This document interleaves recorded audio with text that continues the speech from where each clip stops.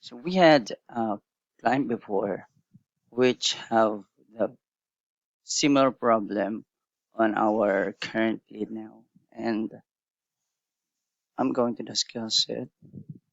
So the problem of the client was uh, they want to move or copy the notes from one module to other modules so that they don't need to open the other modules to see what are those comments.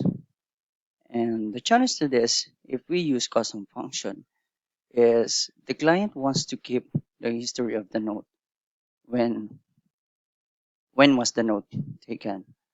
And if we use custom function, of course, it will have a new creation date, which is the date and time of the execution of the function. So we came up with a solution, which is the widget that collects all the nodes from associated modules. So it is something like this.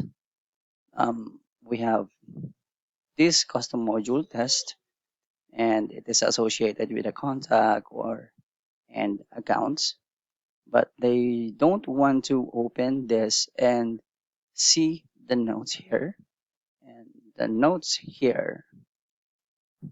Yeah, they just want to open this one module and see all the notes. So we have this solution, so a widget, and as you can see, you can you can see that these are sorted based on the recency of the notes.